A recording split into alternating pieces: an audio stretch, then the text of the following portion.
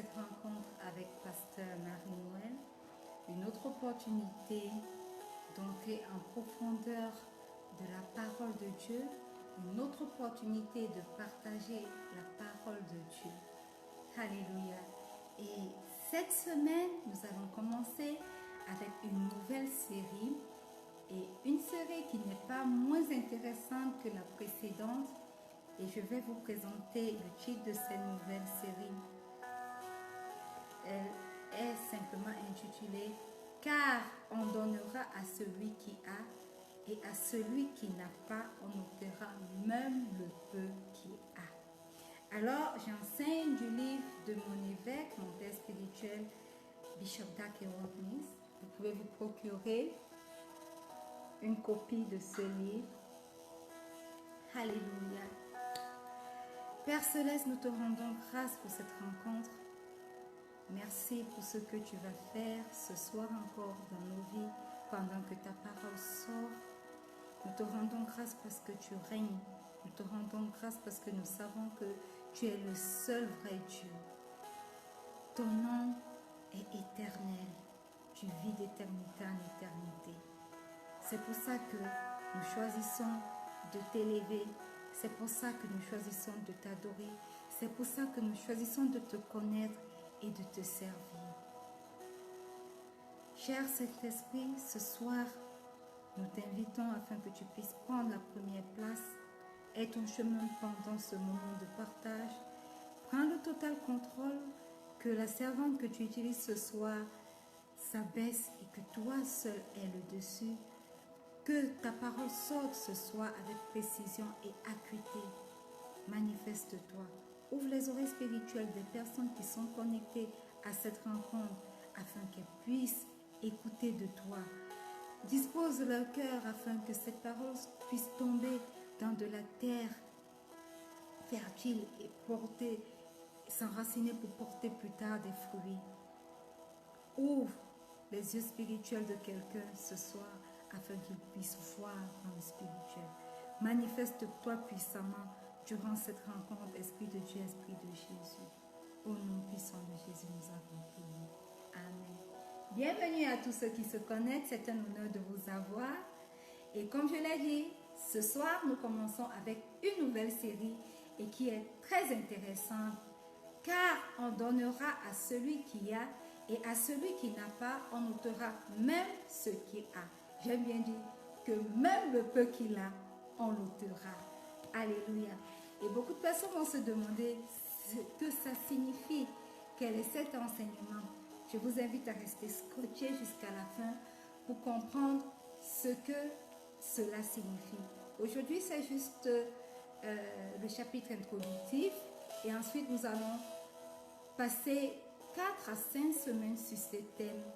Et je vous invite à écouter ce thème, à écouter tous les chapitres pour comprendre jusqu'à la fin pourquoi celui qui a aura encore plus et ce que celui qui n'a pas, même le peu qu'il a, il se verra l'ôter. Alléluia. Donc celui qui a et celui qui n'a pas, c'est de ça que nous allons parler aujourd'hui. Et je vais vous inviter à ouvrir vos Bibles dans le livre de Marc, le verset 25. Il est écrit: car on donnera à celui qui a, mais à celui qui n'a pas, on ôtera même ce qu'il a. Bien-aimés, c'est légitime que nous nous posions la question, est-ce que cela est vrai? Est-ce que cela doit être ainsi? Même si c'est un passage de la Bible, est-ce que c'est juste? Ce passage de la Bible paraît totalement injuste, n'est-ce pas? Totalement étrange même. Voilà pourquoi nous avons choisi de nous focaliser sur ce passage, sur au moins 5 semaines, pour nous aider à comprendre quelles sont les réalités spirituelles de ce verset biblique et quelles sont les réalités physiques. Pourquoi ceux qui ont peu doivent se voir retrancher même le peu qu'ils ont? Pourquoi ceux qui ont beaucoup, on doit encore ajouter sur ce qu'ils ont déjà? Pourquoi? C'est autant de questions que lorsque nous lisons ce verset, nous pouvons nous poser. Pourquoi est-ce que les choses sont à l'exact opposé de ce qu'elles devraient normalement être? Parce qu'en réalité, quand quelqu'un a déjà beaucoup, pourquoi on doit lui ajouter alors qu'à côté, il y a une personne qui n'a pas? Ce qu'on ajoute à la personne qui a, en réalité, si on ne la donnait pas à cette personne et qu'on donnait à celle qui n'en a pas, les choses auraient paru justes, les choses auraient paru parfaites, n'est-ce pas? Mais même la Bible nous dit que à celui qui a, on donnera encore plus. Et à celui qui n'a pas, on enlèvera même le peu qu'il a. Alléluia. Vous voyez, vous convenez avec moi que ce verset est d'une importance capitale pour comprendre beaucoup de choses. Et la première raison pour laquelle nous nous focalisons sur ce verset, c'est que c'est la parole de Dieu. C'est la parole de Jésus. C'est Jésus lui-même qui l'a dit. Et nous savons que la parole de Dieu est réelle. Lorsqu'elle est relâchée, elle s'accomplit certainement. Alors, pourquoi le Seigneur Jésus l'a dit? Alléluia. Et la deuxième raison pour laquelle ce passage est vrai est que nous voyons que les choses tout autour de nous s'orchestrent comme cela. Lorsque nous jetons un regard introspectif sur ce monde, nous nous rendons compte par exemple que les pays les plus riches continuent de s'enrichir, tandis que les pays les plus pauvres continuent de s'appauvrir. Quand nous regardons le cadre de l'Afrique, nous nous rendons compte que l'Afrique est en retard de beaucoup de siècles par rapport à un moment où elle a été déclarée continent le plus pauvre. Elle continue de s'appauvrir un peu plus malgré ses richesses naturelles. Et l'Europe ou alors les autres continents continuent à être de plus en plus prospères. C'est dans l'ordre des choses. Vous voyez, celui qui a des biens physiques, tout comme celui qui spirituellement est avancé, continue de se voir accroître.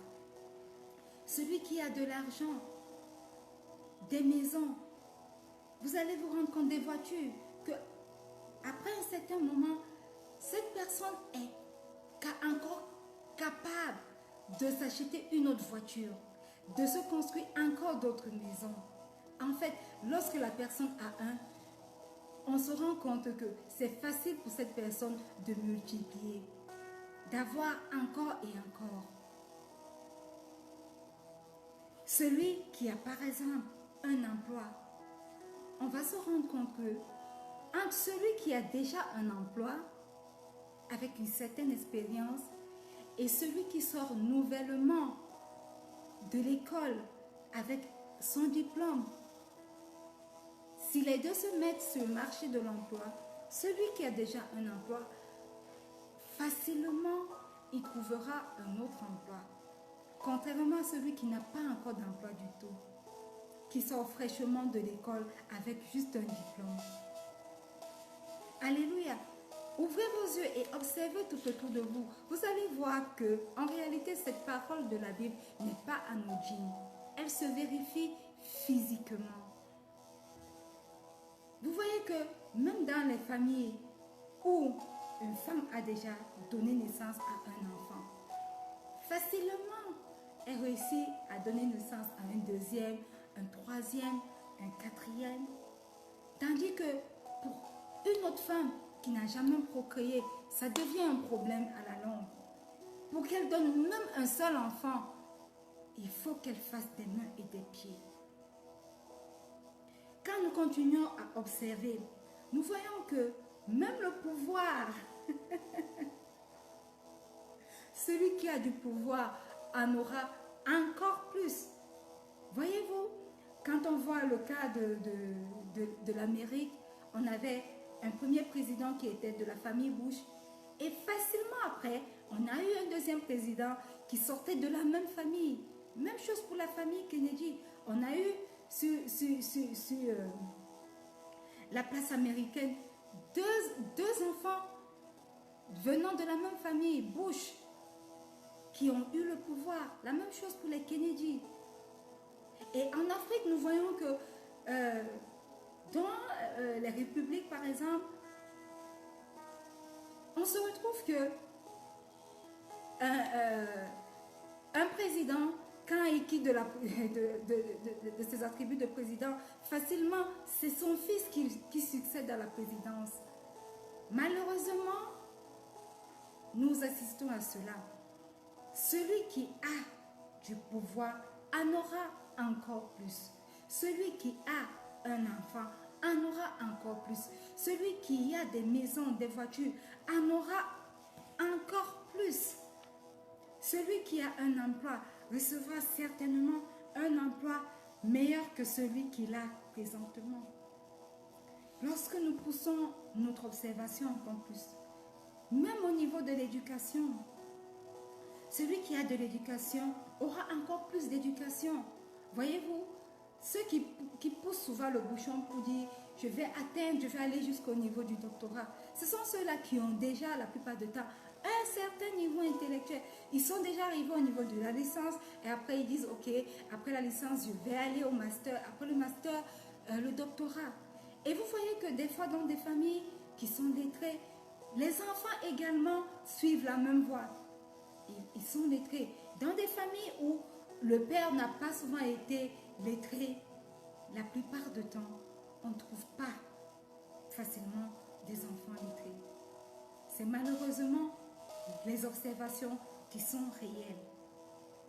Celui qui a des amis haut placés aura encore plus d'amis haut placés dans une certaine sphère. Tandis que celui qui a des amis bas placés se retrouvera toujours avec des amis d'un certain standing. C'est malheureusement dans l'ordre des choses. Et la Bible appuie cet ordre de choses en nous enseignant aujourd'hui que à celui qui a, on donnera encore plus. Et à celui qui n'a pas, on ôtera même le peu qu'il a. Même quand on regarde les stars de cinéma, on se rend compte que d'abord, ils se font connaître et après ils deviennent célèbres. Et plus le temps passe, plus ils gagnent en notoriété, plus ils deviennent célèbres et encore plus célèbres de jour en jour. Et ceux qui ne sont pas du tout célèbres sombrent dans le manque de reconnaissance. On ne les connaît nulle part, nulle part. Tandis que ceux qu'on connaît un peu continuent à gagner en notoriété et voir leur notoriété grandir encore et encore. Ça, c'est une observation faite de manière générale sur le point de vue physique. Maintenant, sur le point de vue spirituel, nous allons faire exactement la même observation. Parce que nous nous rendons compte que celui qui a forcément continue d'avoir encore plus. Voyez-vous, celui qui a la connaissance de Dieu, bien-aimé, a de plus fortes chances d'augmenter cette connaissance. Celui qui n'a pas la connaissance ni la crainte de Dieu continue de rester là. Les personnes qui sont ointes, quand vous observez, sont susceptibles de devenir encore plus ointes au fil des temps. La même chose lorsque nous regardons les ministères évangéliques.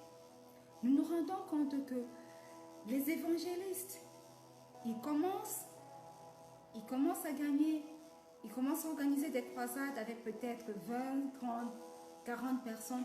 Et plus ils le font, plus ils commencent à gagner, à être capables de rassembler plus de 100 personnes, plus de 200, et après 1000, et après 10 000. Mais ceux qui ont de la peine à rassembler même 10 membres se retrouvent en train de perdre même au profit des grandes assemblées, même les 10 membres qu'ils avaient. Cela se vérifie même spirituellement, même dans nos églises, cela se vérifie. Plus un pasteur a une grande église, plus il a de la chance d'avoir encore plus de membres. Et moins un pasteur a des âmes, plus il a de la chance de les perdre au profit de ces grandes églises. Les serviteurs de Dieu, quand on fait une autre observation, les serviteurs de Dieu qui sont loin semblent encore avoir plus de dons, être encore plus consacrés de jour à jour. Tandis que ceux qui font leur premier pas, ou alors, je ne sais pas, qui sont moins loin, semblent décroître. Ça, c'est une observation qui est réelle, tant sur le point de vue physique que sur le point de vue spirituel. Alléluia. Mais alors, la question que nous voulons nous poser ce soir, pourquoi en est-il ainsi? Pourquoi celui qui a aura davantage? Ceux qui ont certainement fait quelque chose qui leur ont permis d'acquérir encore plus. Ils ont certainement un secret qui les permet d'acquérir encore plus. Et d'habitude, ceux qui appliquent simplement certains principes pour remonter leur possession.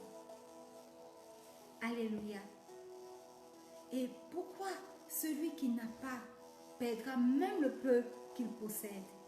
Matthieu 25, le verset 28 dans la parabole des talents dit: ôtez-lui donc le talent et donnez-le à celui qui a les 10 talents. Alléluia. Voyez-vous, bien-aimés, ceux qui n'ont pas beaucoup n'appliquent pas les principes qui peuvent les permettre, des principes qui peuvent les permettre de les mener à la possession, à avoir encore plus. Habituellement, ceux qui ont des biens s'activent à multiplier ce qu'ils ont déjà. Et ceux qui n'ont pas, la plupart du temps, je ne dis pas que c'est la règle générale, parce qu'on voit, il y a également des exemples de ceux qui n'ont pas et qui se battent pour arriver à un certain niveau. Mais généralement, ceux qui n'ont pas ne font pas beaucoup d'efforts pour pouvoir obtenir au-delà de ce du peu qu'ils ont entre leurs mains. Ne font pas beaucoup d'efforts pour pouvoir fructifier ce qu'ils ont entre les mains. Je vous ai cité l'exemple, par exemple, des économies, de l'Afrique, de l'euro. L'Afrique continue aujourd'hui à couper dans le poids de l'endettement, tandis que l'Europe, l'Amérique et les autres pays continuent de s'enrichir. Les pays africains, globalement, continuent de couper, de sombrer, d'être encore plus endettés qu'il y a 100 ans, qu'il y a 200 ans. Alors, que devons-nous faire? Que devons-nous faire, nous qui n'avons pas beaucoup et qui devons multiplier? Quel est ce secret que nous devons découvrir? Ce sera ça l'objet de notre enseignement durant au moins 5 semaines. C'est pour ça que je vous invite à rester connectés. Que devons-nous faire maintenant? Ceux qui ont juste un peu, pour ne pas perdre même le peu que nous avons, pour ne pas perdre même le peu que nous possédons. Nous devons premièrement identifier les causes des inégalités qui existent dans notre monde, aussi bien sur le point de vue physique que spirituel, aussi bien sur le point de vue financier que spirituel. Nous devons identifier ces petites choses qui font la différence, ces petites différences qui aboutissent aux grandes différences que nous voyons. Alléluia. Nous devons suivre les leçons que nous tirerons progressivement de ceux qui ont, de celui qui a. Bien-aimés, il n'y a pas de solution rapide pour passer de la pauvreté à la richesse, aussi bien sur le point de vue physique que spirituel. Mais les paroles de notre Seigneur Jésus sont très profondes. À celui qui a, car on donnera à celui qui a, mais à celui qui n'a pas, on ôtera même ce qu'il a. Et la semaine prochaine, nous allons développer beaucoup de choses. Nous allons lire la parabole des talents et nous allons essayer de comprendre le secret qui est caché. Nous voulons quitter du camp de ceux qui n'ont pas pour entrer dans le camp de ceux qui ont, aussi bien physiquement parlant que spirituellement parlant. Alléluia. Amen. Donc, bien-aimés, nous allons parcourir à partir de la semaine prochaine beaucoup de clés que la Bible nous donne pour ne pas nous voir ôter le peu que nous avons. Alléluia. Nous allons parcourir parce que la Bible regorge de beaucoup de clés de sagesse pour nous permettre de garder en notre possession ce que nous avons et aller au-delà de garder ce que nous avons, mais de le multiplier, de le fructifier. Alors, si tu es connecté ce soir, j'aimerais simplement que tu fasses cette prière après moi. Dis simplement, Seigneur Jésus, ce soir, je viens à toi tel que je suis. Je reconnais que je suis un pécheur. Et à cause de mon péché, tu es mort sur la croix. Et tu es ressuscité le 3e jour. Alors Christ ressuscité, ce soir, je t'invite, viens et demeure dans mon corps. Je fais de toi ce soir mon Seigneur et mon Sauveur personnel. Alors viens et demeure dans ton temple, dans ce corps qui est ton temple. Forme-toi en moi, de la chevelure de ma tête jusqu'à la plante de mes pieds. Prends le total contrôle de ma personne et cher Saint-Esprit, viens. Prends le total contrôle de ma personne. Forme-toi en moi et transforme-moi progressivement en ton image. Au nom puissant de Jésus. Cher Saint-Esprit, remplis-moi de ta présence. Remplis-moi de ta personne. Instruis-moi, toi qui es l'instructeur par excellence. Et écris mon nom dans le livre de vie. Pendant que tu écris mon nom dans le livre de vie, apprends-moi ou bien prépare-moi à l'enlèvement de ton Église. Au nom puissant de Jésus. Amen. Bien-aimé, si tu as fait cette prière, sache que tu es simplement né de nouveau, ou alors que tu as redédié ta vie à Christ. Et les choses anciennes sont passées comme le dit la parole de Dieu. Et voici, toute chose est devenue nouvelle. Nous nous donnons rendez-vous la semaine prochaine, vendredi, 19h GMT plus 1 sur toutes les différentes plateformes, c'est-à-dire YouTube, sur notre page Facebook. Le groupe Facebook connaît certains problèmes pour les diffusions en direct. Donc nous nous retrouvons sur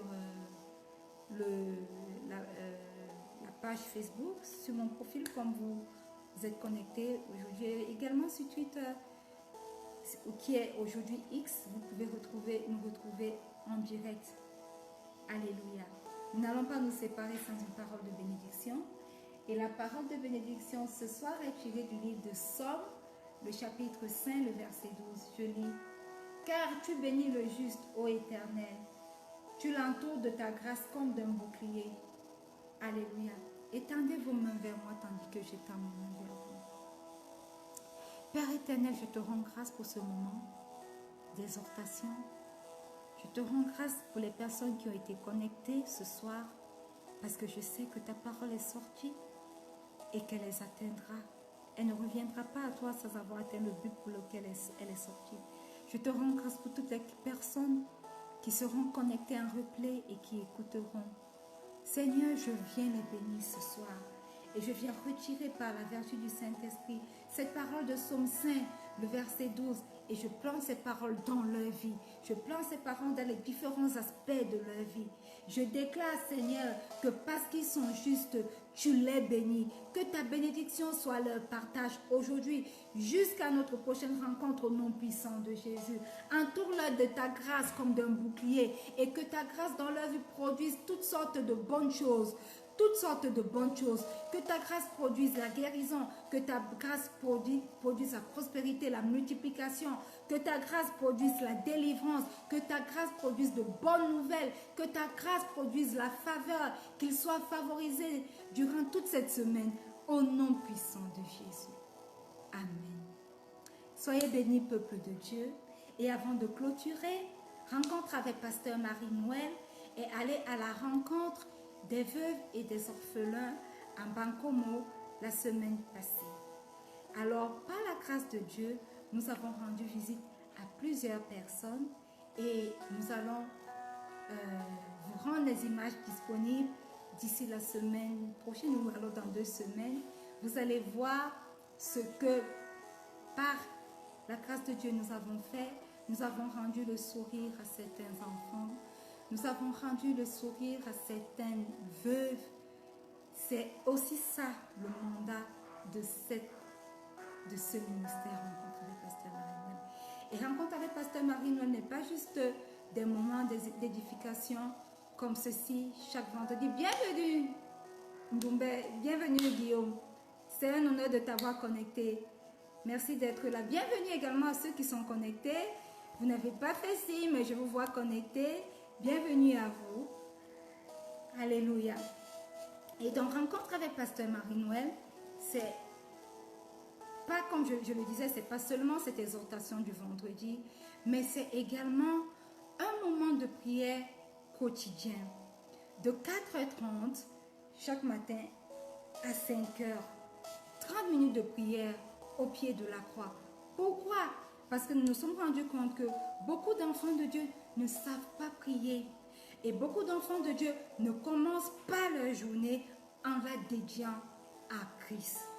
Ce que les musulmans savent très bien faire, ils ne sortent pas de chez eux sans avoir prié. C'est important d'aller à la rencontre de son Père, de lui confier toute la journée avant de la commencer. Voilà pourquoi au pied de la croix a été mis en place. Donc ces 30 minutes de prière, s'il vous plaît, connectez-vous et priez.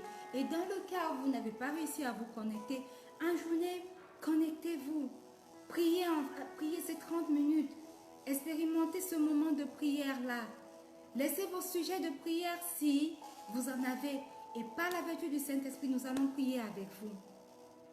Alléluia. Et par la vertu du Saint-Esprit, chaque nouvelle semaine, nous avons un nouveau thème. Et le thème de la semaine qui est passée, c'était « Je tiens ferme, je résiste et je triomphe ». Et n'oublions pas que ce mois, nous sommes dans notre mois de victoire. Alléluia. Alors, c'est 30 minutes de prière de lundi à vendredi. Samedi à dimanche, nous vous exhortons à continuer à cultiver. Nous n'allons pas en direct, mais nous continuons d'être au pied de la croix chaque matin. Rencontrer le Seigneur avant de sortir.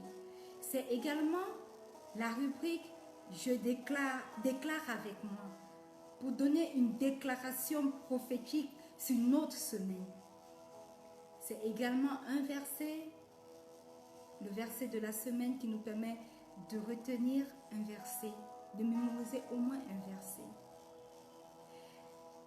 Après cela, nous avons recherché la face de Dieu qui est une petite parole d'encouragement couplé à un verset biblique.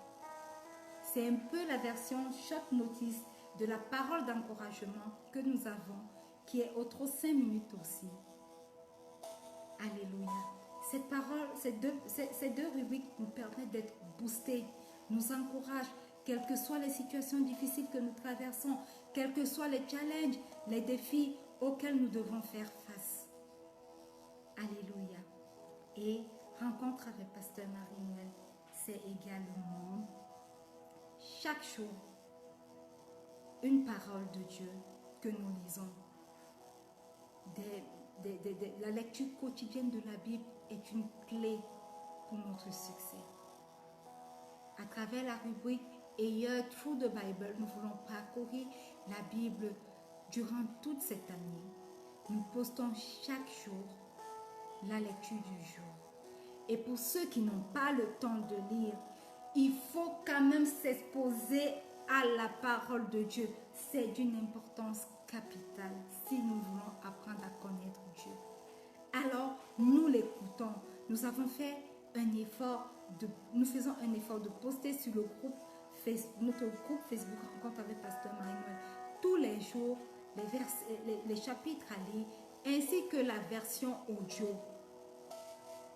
Alors, c'est une invitation à nous plonger chaque jour, quotidiennement, dans la lecture et la méditation de la parole de Dieu.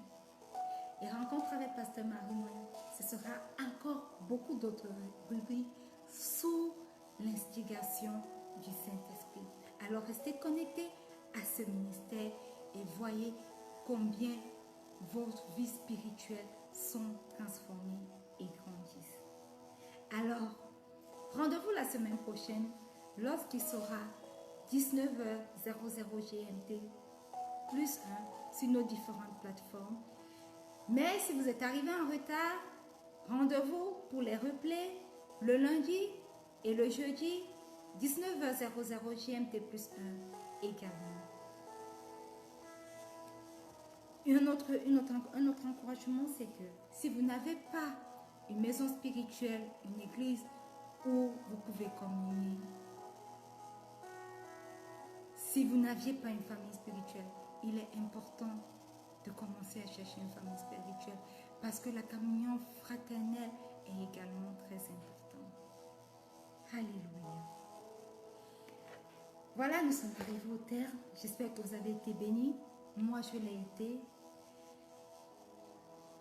Je reste votre âme servante, Pasteur Marie-Noël. N'oubliez pas, le Seigneur Jésus vous aime. Je vous aime, mais le Seigneur Jésus vous aime plus que tout. Alors, accrochez-vous à lui. Guillaume, c'est bon de t'avoir connecté ce soir. Rendez-vous la semaine prochaine. Laissez vos commentaires, laissez vos intentions de prière. Shalom.